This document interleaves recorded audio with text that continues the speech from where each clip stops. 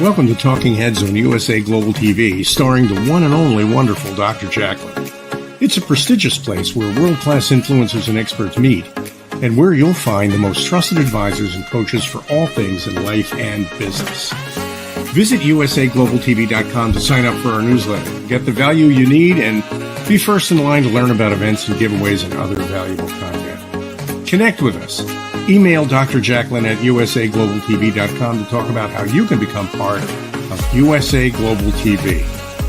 That's USA Global TV, where the doctor is always in. Hello, everyone, and happy Friday, happy Saturday, wherever you are in the world. We're just thrilled to have you with us. I'm Dr. JACALYN KERBECK. I'm the founder and president and, wait for it, Chief Listening Officer at USA Global TV and Radio. Our show today is Authentic Achievements, and joining me is my friend and colleague. Let's welcome KIM-ADELE Randall. Hi. Hi, Dr. JACALYN. How are you?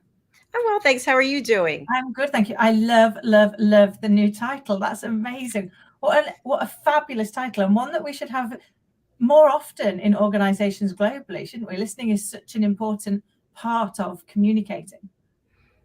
Absolutely, KIM-ADELE. It's amazing to me how many times there are disputes or misunderstandings between people because someone isn't listening, or maybe both people aren't listening. It happens. And I know you are an excellent listener, and listening is a big part of what you do. So I'm going to spotlight you. And for people joining us for the first time, tell us about KIM-ADELE. Start with the hairdresser. I love that. I saw you posted that license today. That's great. Tell us more. Oh, thank you. Yeah, I did. I was having a conversation with somebody who says, you just never talk about the fact you started out as a hairdresser, or not often enough. So you're right. Today, I posted my 24-year-old qualification in hairdressing, which is where I started. And the reason I did that was to share that actually hairdressing was my greatest lesson in leadership. And the reason I say that is, as a hairdresser, they taught us to listen, to really understand what the person's wanting to achieve, to then help them to achieve it, and to let them leave feeling the best version of themselves. And that really is leadership, isn't it? You know, we want to listen to our people. We want to help them to achieve their vision and become the best version of themselves as a result of interacting with us.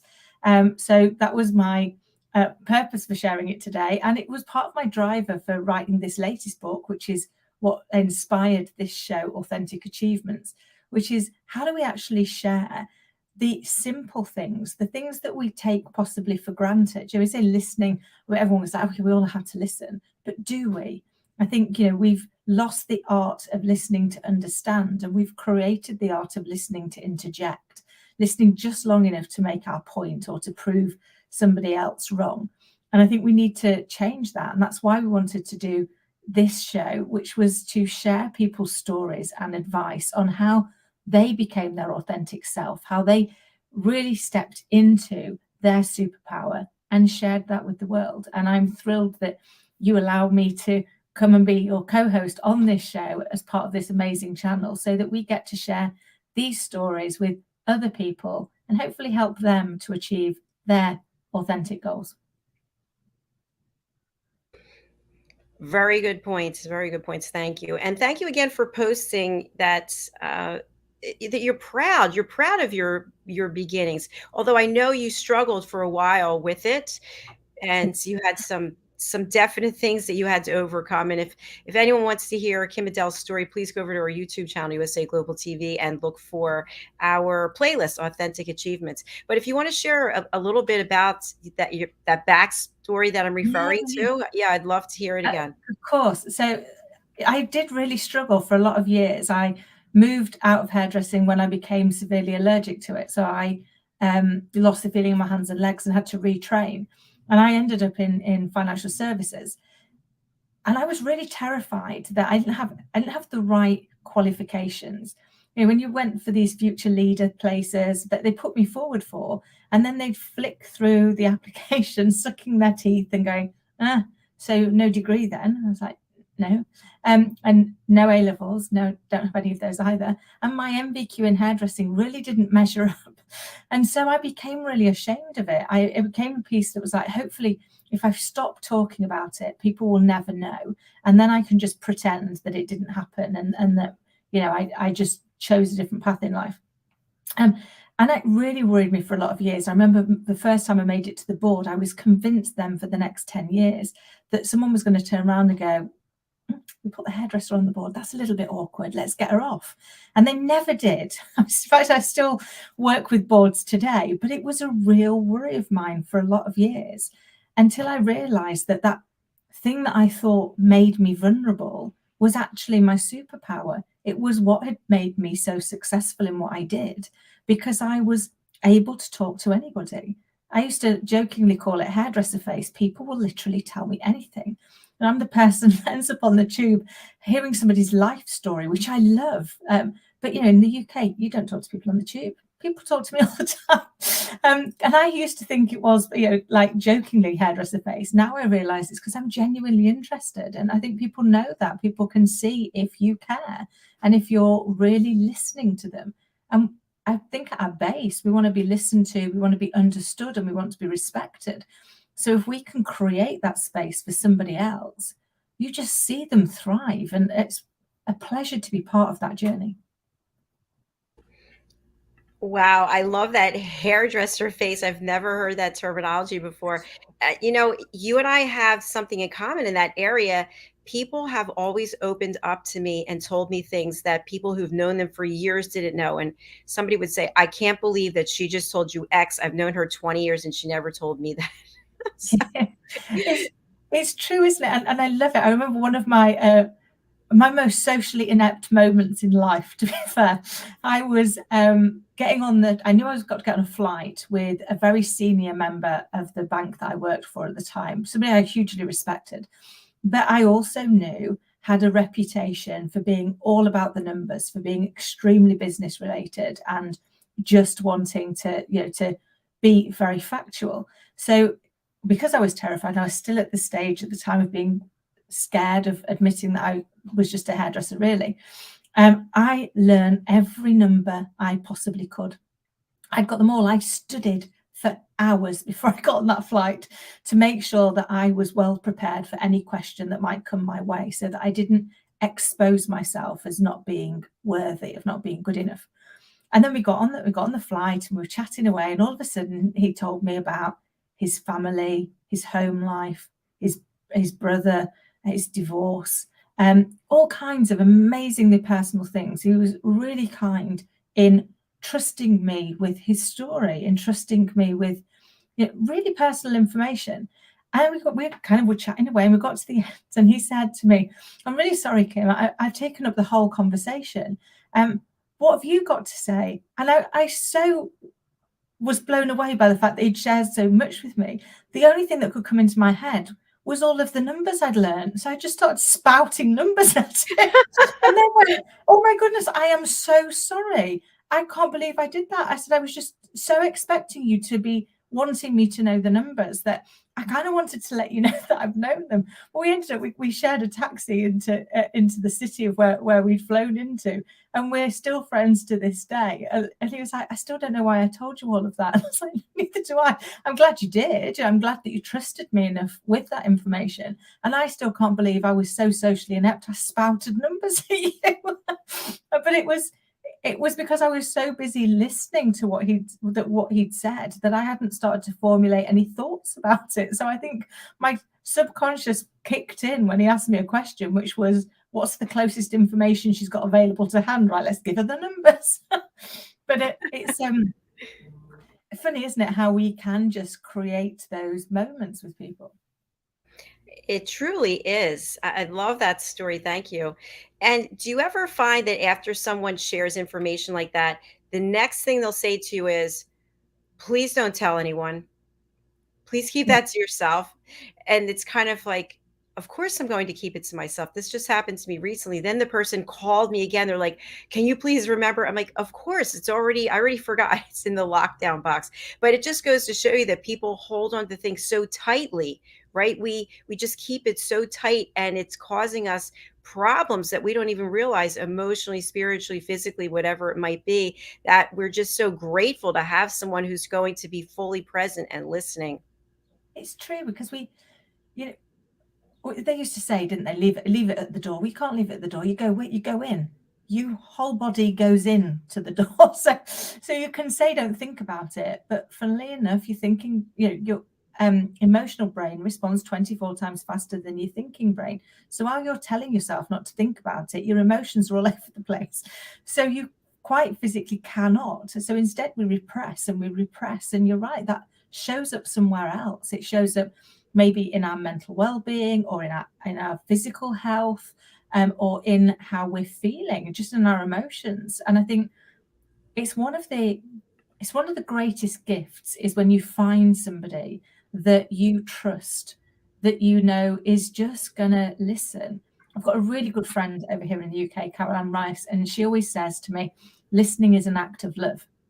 When we truly listen to somebody, when we create a space with no judgment, with no opinion, where we don't even have to answer, because they're often not wanting an answer. They're not wanting you to solve it. They're not wanting you to make them feel better. They're just wanting you to sit with them and hold the space so that they can actually share what's going on.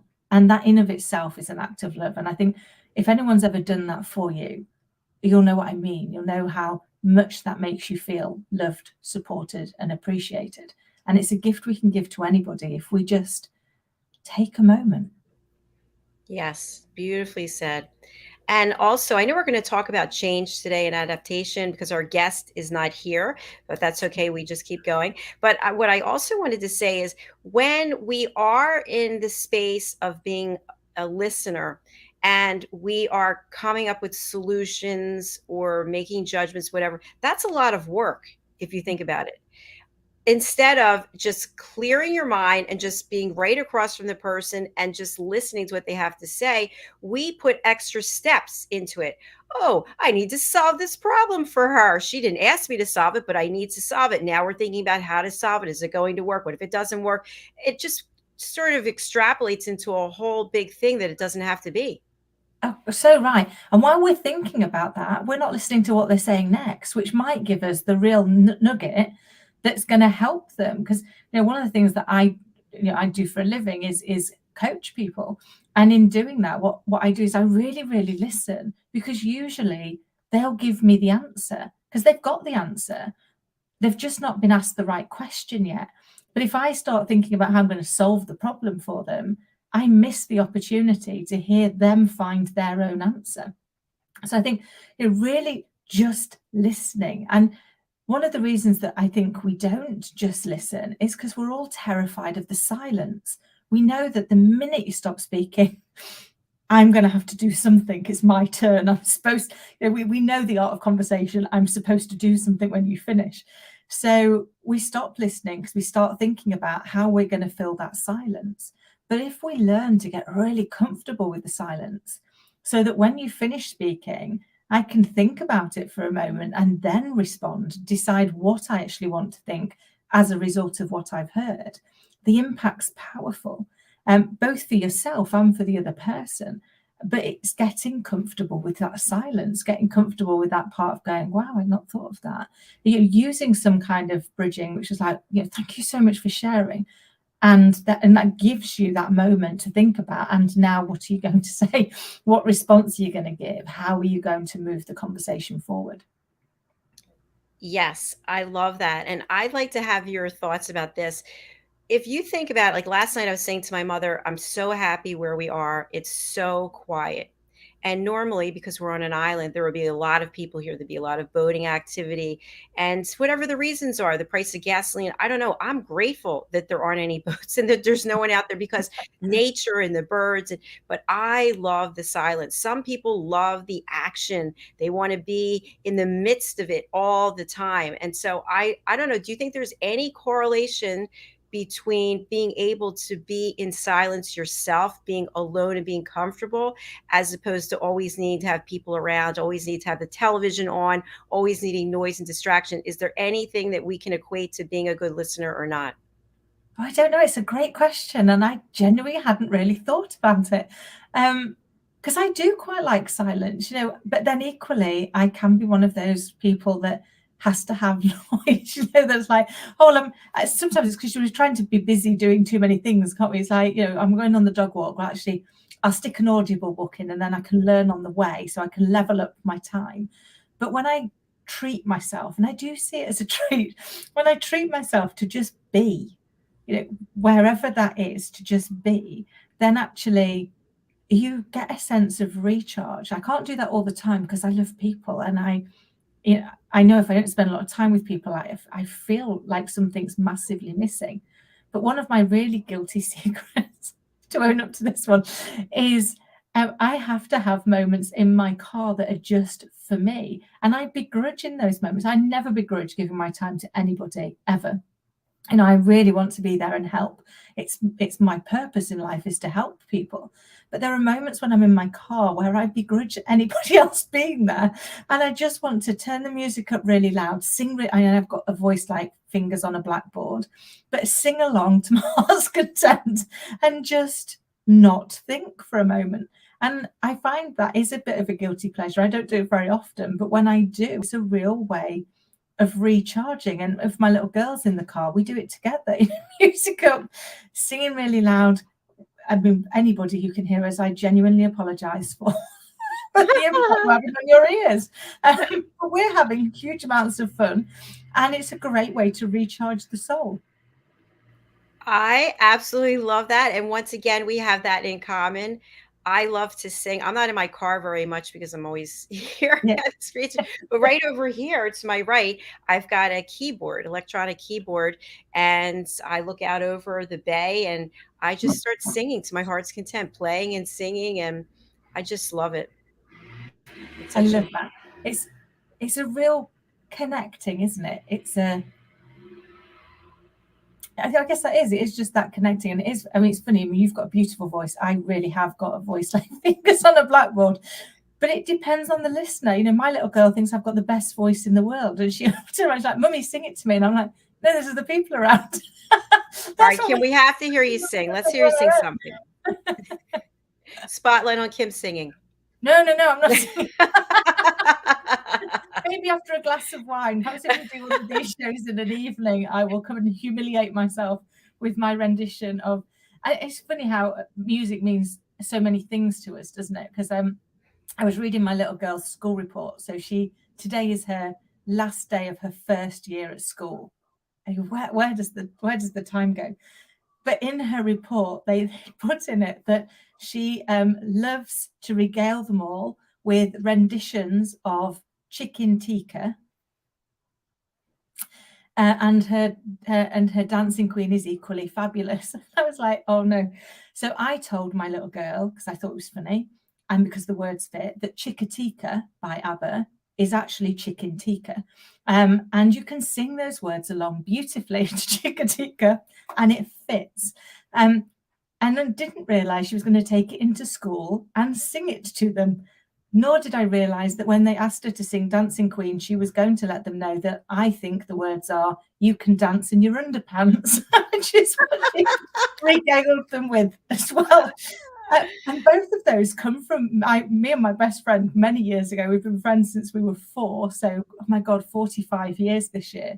And that's what we used to sing along when we were first learning to drive ourselves. And we got our driver's licenses. And I remember driving up and down the country, visiting friends who were at university, singing at the top of our voices, again, irritating anybody in the vicinity that could hear us, with our versions of Chicken Tikka and Dance in Your Underpants. But it's those memories. The reason I shared it with my little girl is I wanted her to have the same joy that Charlotte and I had done. And you know, she turned around the other day, we were watching Mamma Mia on the telly, and she was like, Mummy, they don't sing our words. No, I know, it's embarrassing, isn't it? They don't know the right ones. So at some point when she's not 5 anymore, I'm going to have to own up to the fact that I taught her all of the wrong words. And I hope that she finds the joy in it that we did. Oh my gosh, that is precious. You have to take a video of you singing and send it in to us, please. Okay. I think singing, it's great for all of us just to share our voice, whether we like our voice or not. Believe me, sometimes when I'm doing editing, all of a sudden the YouTube channel will start playing, and I'm like, oh, I can't stand hearing myself. I immediately have to close it out. Like, I don't want to hear me anymore. I so get that. I'm going to go, no, turn it off, turn it off. Turn it off. And my little girl's like, Mummy, look, it's you on the telly. And I'm like, yeah. And she's like, can we listen? I was like, no. God, why don't we go and watch Paddington or something? Well, how many times have you heard or read about A-list celebrities in films, and they don't watch their work? They don't want to see it. And many times their children haven't seen it either. So I think that's interesting. Yeah, I think it's yeah, I agree. It's really interesting. I don't know why it is, but it, like, her and a little friend came in my office the other day, and they, you know, I think it was one of our shows that happened to be on that I'd just been commenting on, and they sat there playing it. I mean, she's 5, he's 7, and they were sat like this, and I was like, I don't think you could be interested. It's just me. Like, it's you, and I was like, yeah, should we come out? What exciting things are on the telly? I love that. It was really cute. It was really cute. And you know, I've been doing my 30-day challenge of going live every day and just doing a question and a quote to try and change our thinking. And Scarlett started off and she was kind of interested, but not really. And as the days have gone on, she's got more and more interested. And it takes me, a minute and a half maximum to do this live. And she's only having her breakfast and she's taken to sneaking closer and closer. And if you really listen closely to the last couple of days, you can hear her crunching an apple or something. She's literally almost crawled under my feet to get there so that she can listen too, which I love. And maybe one day I should just do one with her. Oh, I love that. That's so beautiful. It really is. She is a real sweetie. I'm very, very blessed. Well, I'd love to have her on this show. We should bring her on one day. Oh, but she'll be out of school soon, right? She'll be out of school. So for the next 6 weeks, you may just get what you wish for. Right. I will have my little pickle with me. So I'll bring her along. Good. We can talk to her about achievements, what achievements mean, you know, what achievements she's had. And yeah, great. I would love that because she's got such bags of personality, and she definitely should be on the stage. And she helped you decorate her room, right? Yeah. Yeah, we can talk about that too. Absolutely. So we could talk about her wallpapering skills, aged 5. And I remember one of my friends going, "You wallpapered with Scarlett?" And I was like, "Yeah, I'm a single mum. There's just me and her, and you know, I'm 5'4". How do you think I'm going to be able to hold the wallpaper at the top and cut it at the bottom?" It's like, that's not going to happen. And she went, "Right, so tell me what you did." And I went, "It was really easy. I held the wallpaper at the top, I dropped the roll to the bottom, and then I got Scarlett to get some scissors and just start to make a little line." She went, "You let her cut the roll of wallpaper?" And I was like, "She did a little cut in it." It's like, you know, I knew she was going to be safe. She went, "I wasn't thinking she wouldn't be safe. I was thinking she'll go up your roll of wallpaper." And it's wallpaper. It's not the end of the world. She cuts the wallpaper. We try again. I said, "But actually she didn't." And she's so proud that we did it together. Because she'll show everybody, like, me and Mummy did that. And I love that. I love that she's involved in things, because I think sometimes we do it with our children, and we do it with our people, we do it in life, is we go, "Oh, it'll be easier, it'll be faster if I do it." Yeah, it will. But you miss the opportunity to, 1, teach them how to do it, to make them self-sufficient, and 2, the memory of having done it together. I mean, what an amazing gift that I've had, that she was part of the second time of my life ever wallpapering anything, because I'd never done it once before. That was years ago, and that was with my father-in-law at the time, who was a painter and decorator. So, you know, I was under very careful supervision, and he was able to keep me straight. So all of a sudden I was now like probably 6 years on from the last time that I'd done it.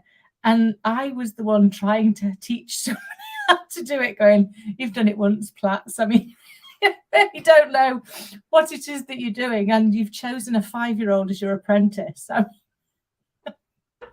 I think that's fantastic, though, because to your point, whether it's children, it's also older people that all of a sudden it's like, oh, they can't do that. I can do it much quicker than they can do it. But if you do it with them, if you give them that opportunity, they feel relevant. And then of Yeah, course you have that shared experience. absolutely. You know, it's true, and sometimes it can get a little bit frustrating. I love my parents to bits; they're amazing, but there are occasions, when you're helping them with a new piece of technology where you're like, oh no, it's like, don't press that button. No, not that button. With my mum the other day, had actually drawn out for her what the remote looked like, and then started to draw arrows off it for her to remind her what each of the parts were. And she now does it brilliantly. And is hugely effective at it. So it's just about being a little bit patient. And, I try and remind myself they were patient with me all those years while they taught me all I didn't know that I know today. And now it's my turn to give back. That's so beautiful. I have to remind myself of that also because our parents brought us into the world. They did everything pretty much for us till a certain age. And then all of a sudden, when they get older, it's kind of like, no, we can't be like that. But with technology, there are people, your age, my age, younger, who have issues with technology as well. And I think that's another, I like to liken it to listening also, because when we're trying to do something new, we have all these thoughts coming up in our head. This is too hard. I don't feel like doing it. I'll just do it the way I used to do it. And that's clouding the area in that space in our brain that would be open to learning how to do it. So that's Mhm. another thing that I think we just need to cut the noise. And Well, and speaking of noise, I want to ask you about this. I have a friend who got divorced, and I went to her home. This is years ago, and she had 3 televisions on. There was one on in each room, and there was no one there but her. And we were talking before about being in the quiet or being in the noise. And I said, "What's going on here?" And she said, "Oh, I have television on because I'm alone and I feel lonely. And when the TVs are on, I feel like someone's here." And I thought, um, oh, wow, that's very uh, concerning in a way. I think there's work to be done there. What are your thoughts about that? yeah, no, I mean, it is. And I see a lot of people that do that. And I think when we're, I've been through a number of divorces. And I think you mourn a loss with every one of them, because you didn't expect it to go wrong. Nobody gets married thinking it's going to go wrong. And I think sometimes you do miss that. I've never had more than one telly on, but there have been those moments where you're sat and you're watching something and you turn to have an opinion on it, or to share the joke, or to do something else, and realize that the other person's not there. And in those early days, that can be really hard. That can be really cutting because you're already broken up about what's happening. You're already impacted. Whoever it was that decided that it was going to be over, both are still impacted. And, as a result of that. And I think it's being kind to ourselves and saying, what do I need to do to get through it? And if that is, I need to have some noise on, then have some noise on. And if it's something else, but I think getting comfortable with ourselves, with the silence, is really important, but can be really hard. So there was many years where I didn't like myself at all, not even in the slightest. And therefore, any time on my own was a real problem because I was forced to confront the person I liked least in the world. And that's an awful thing when the person you like least in the world is yourself, because you can't get away from yourself. You're there all the time. It's like, you wake up, hey, I'm there. So having to go back and learn that, having to find something about yourself that you appreciate to start your journey to actually like yourself, is tough. It's a hard piece of work. But I recommend it to anybody, because it'll be a much nicer place. And having been on both sides of that story, I'm much happier now that I've done that work that allows me to look in the mirror and not recoil in horror, at what looks back at me, which might sound really weird, but it was where I lived for a lot of years. Once again, thank you for just being so real, KIM-ADELE. I love that. I really do. I appreciate it.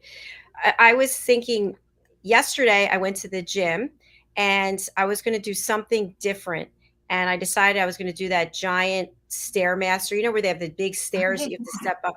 Well, I haven't done that in probably 4 or 5 years. And when I used to do it, I would listen to music. So I don't have any way of listening to music now because, you know, we used to have those Walkmans or headphones with your phone, and I don't do that. So I thought, wow, I'm going to be on that stairmaster for how long? And I have nothing to listen to. This is going to be, I don't know. I don't even know if I should do it. And I was actually questioning it as I was walking to the gym. And anyway, I got there and I saw the thing and didn't look back. No, I'm kidding. I saw it and I was like, okay, I'm going to climb and I'm going to just do this without any music.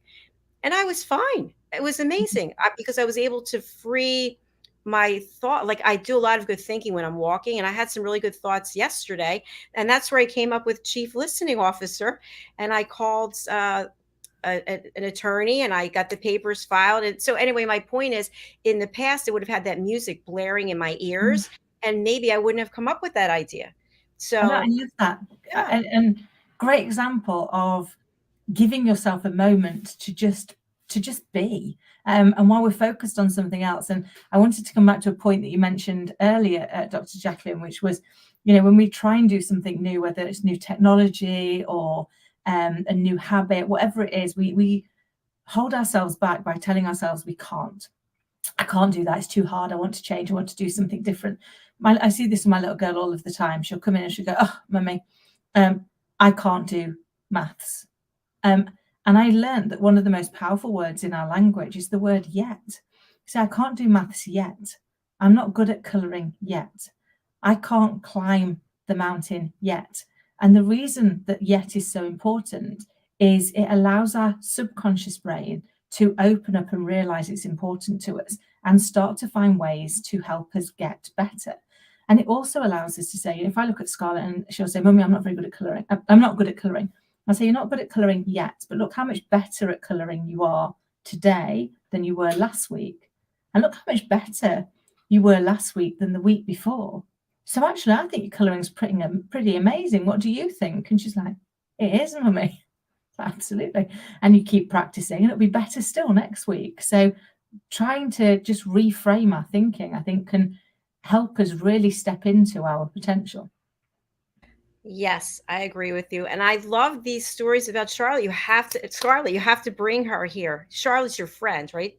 Did you have Yes. a friend? Yes. Sorry, which confuses everybody. My poor mum, bless her. Again, I think it's a general thing, isn't it? As we get older. I mean, I remember with my nan, she'd go through everybody, and I usually came after the dog that she'd get to my name. And the same is true now of my mum, bless her. She'll go through all of us, and then poor Scarlett and Charlotte, 'cause she's known Charlotte also since we were 4. They're interchangeable. But Scarlett will tell her, she'll be like, "Granny, I'm Scarlett."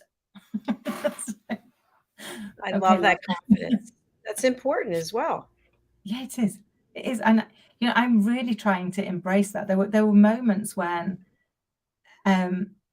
she's a happy little kid and she just wants to be interested. She's interested in the world. She loves to meet people. But there were those moments where, you know, she'd be walking along. I remember when we were at nursery once, and we used to have to walk back. And one of the places we had to pass was this pub, and it was in the summer. And there was people sat outside, and there's my little one. She was probably about 2.5 at the time. And she would walk by waving at everybody and saying hello like they were her entourage. And every fibre of me wanted to go, "Oh, don't do that. They're going to think you're precocious." And yet she wasn't being precocious. She was just being a happy little kid that saw people and wanted to wave at them. So I used to let her, and they would be like, "Oh, she's adorable." And I was like, "To be fair, she is. She's just a happy little kid." And whatever she wanted to wear, she could. I remember her rocking up. I mean, I live in Grantham. So for anybody that knows Grantham, it's a little market town, smack bang in the middle of the UK. So it's not highly cosmopolitan. It's not high fashion. It's a little working town. And she decided the other year, it was now, she would have been 3, that we were going out for some brunch, and she was going to go dressed in a gold tutu, full on skirt. And somebody handed her a balloon. I don't know why. Still to this day don't know why she got this balloon. I've got this amazing picture of her, which I'll have to find and share with you all, of her walking down the centre of our high street in a tutu, holding a balloon, looking like a tiny mini version of Sarah Jessica Parker on Sex and the City, age 3, as she just strutted her stuff. And I was like, you know what? We spend years fixing our confidence, going back and trying to find that belief that we had when we were children, before we had it knocked out of us, before we were told to fit in, to conform. And what if nobody did that to us? What if we were never asked to conform? What if we were just allowed to be our unique self? And so I'm trying really, really hard with her to let her be her, and to embrace that, and to encourage it. I commend you on that, Kim-ADELE. That is fantastic, because to your point, at some time in our life, someone told us something about ourselves, and then we took it to heart, and we really believed it. And if we could just be celebrated for who we are, think about how we would feel differently. Yeah, it's so true, isn't it? You know, I look now, and my little girl, poor soul, looks a lot like me. You'll find out when you get to meet her, everybody, when I bring her on the show. But she looks a lot like me. I've got a picture on the wall up here. And when she first saw it, she was like, "Oh, mummy, it's me." And I was like, "Actually, it's mummy. Spot the really bad 1970s clothes. Mummy has never made you wear anything like that." But we do look very, like, we look interchangeable at the same age when we were little. And yet I spent most of my life feeling like I wasn't enough, feeling not good enough, feeling like I wasn't pretty enough or smart enough or bright enough. And now I look at this amazing little thing that sits in front of me, and she's a beautiful soul. She's got the most amazing little personality, and she's a joy. And you know, when I take her places, people always comment on it. It's like, how did you miss this? How did you misrepresent yourself for so long that it's only when you see it in, you know, my niece and my daughter, where poor souls, you know, people meet us, they know we're family. Like, it's clearly you lot are all part of the same family, that you're like, how could you have not noticed it for yourself for so many years? And that comes down to what you said, Dr. JACALYN, about, you know, somebody will have said something at some point, and we will have clung to that and made it our reality. We'll have made it our truth. So true. I agree with everything you said. When I shared about the keyboard and singing, and Madeline Chan and I have this song that we're doing together. Well, the only thing keeping the song from coming out is me, because the lyrics are there, the music is there. I just have to sing it. And because I was told by 2 different guys I dated that I had a terrible voice, I think I'm actually afraid of taking it to the next step, because of that overall confirming rejection, that if you put something out there in the public domain. And yet I love to sing, but that voice is still there. And also, just to give you another example, I mentioned I went to the gym yesterday, and I've always prided myself on being really strong, but I hate the way I look. I'm like obsessed with, I can't even look in the mirror. I'm like, oh, my skin, this, that.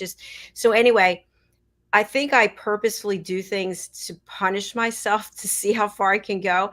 So yesterday I'd already worked out. There was no reason for me to do this. And I thought, you know what? I'm going to do a plank. I'd already done the TRX hanging, this and that. So I said, I'm going to do a plank for a minute or something. And then I'm like, no, I'm going to keep going. So I went over 6 minutes, and I could have kept going, but I finished, and I just was like, okay, you did that, but now you still have saggy skin. You're still disgusting.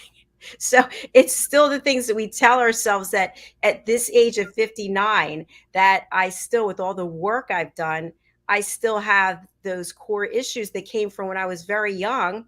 And my dad told me it's much easier to love someone who is thin and rich than someone who is fat and broke. So I've always, you know, and been obsessed with the number on the scale. So it just, yeah, it's not a good thing, but I'm just sharing it because it's real. It's, I know, and thank you for sharing, because it's it's true. The things we say to ourselves, we would never say to anybody else. We'd never say that. And if you know, I can't believe you say that about. I can't believe you say that about yourself because I see you. And I think, you know, that if you could see what we see, you wouldn't say that about yourself. But I see that so often and it's one of those you can see in somebody else, but you can't see it in yourself. I see it so often in everybody else. So I'm like, wish you could just see the you we see, and embrace that and rejoice in it and acknowledge it, because it's a very different you than you see.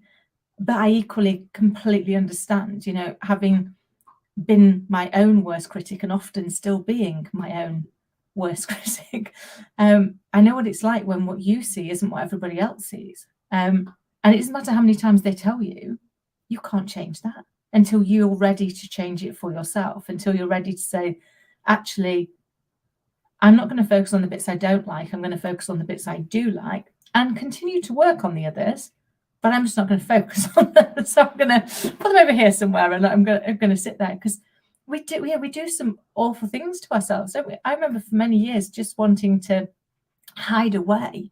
So I decided the best place in the world to hide was to be overweight. As long as you weren't that overweight that you were obese, because then people would look at you for that reason. So just to be the chubby girl, because nobody looks at the chubby girl. And therefore you kind of like just blended. And I spent probably about 15 years of my life in that space, being the chubby girl that had a big personality, because, you know, it didn't really matter and nothing ever upset her. And yet it was a good place to hide in plain sight. And I think that's what we do. We find a place to hide in plain sight until we're ready to go and tackle what we need to change, how we need to look at the label that we're using on ourselves. And if it's not serving us, to go and do the work to change it. Because the beauty is, having now done that and come out the other side, and don't get me wrong, I get it wrong all the time and flick back in to the side before, but having done a lot of that work, you can now see that actually you can create labels that serve you better and set you up for a happier existence. Of course, once again, blown away by everything that you share. And to your point, by the way, earlier you were saying that, you know, poor Scarlett, she looks like you. You're beautiful. You're a beautiful woman in so many ways. You're beautiful physically. You're beautiful mentally, emotionally, and you're true and real. Oh, bless you. Thank you. And so are you. And I think this is why I say, you know, we don't always see what other people see. We have, there was an advert that was done, and I don't know if it's still available and around, but if it is, I strongly suggest people go and have a look at it, because it really hammers this point home.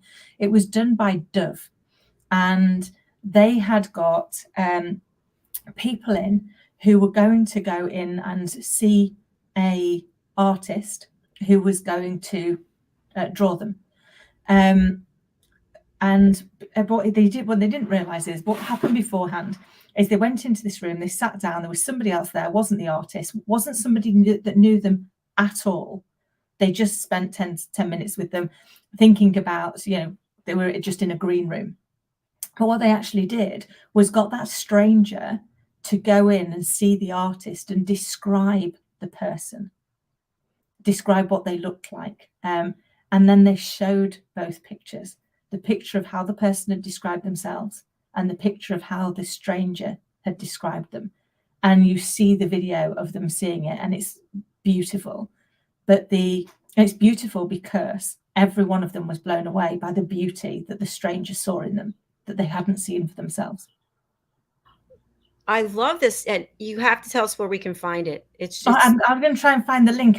I did it as part of, you know, I was doing my study for facial expressions and micro expressions and personology. It was in part of that study. So I promise I will find it. I will find the link and I'll drop it across to you so we can add it to the show notes, because it just came to me with what you were talking about. I was like, oh my God, that's like that video. And it just so summarized that what we see isn't what other people see. And if we could just see what they saw, we'd probably be a heck of a lot kinder to ourselves.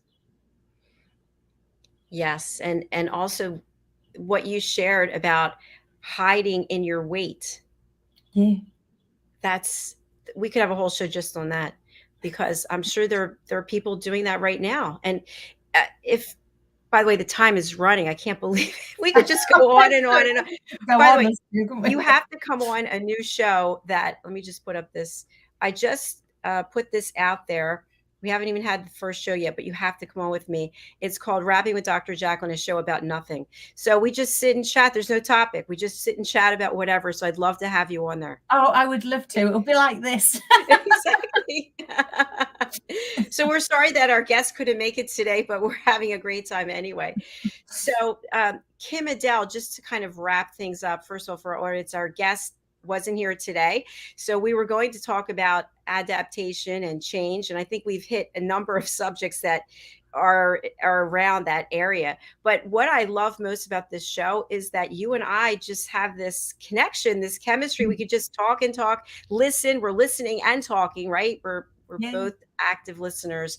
And I just really appreciate you. So thank you for sharing this space with me. And I can't wait to have Scarlett on here too. Oh, I know. And thank you so much. Right back at you. I love that.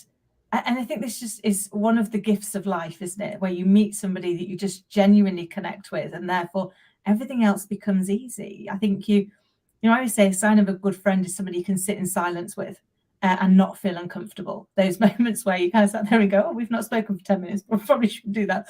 And I think it is that gift of connecting. And I am so privileged to have met you and to have you as my friend. Well, thank you. Thank you. Back at you. And I'd love for you to share how people can work with you. Specifics, like if someone is in need of a coach, or someone needs a mentor, or someone needs a board member, or any of these wonderful things that you do, please let people know. Of course. So Dr. has just done most of my job for me. So I am a coach and consultant. So I coach leaders and business owners, in particular business owners who are stuck working in the business, not on the business. When you ask yourself the question, could my business survive without me in it? And the answer is no. You're the people I can help. We'll create that business to survive you so that you can actually enjoy it. And also to work with boards on how to actually embed those cultures where we're being innovative, adaptable, and growing. So if you're in either of those camps, please do get in touch at kim@KIM-ADELE.com.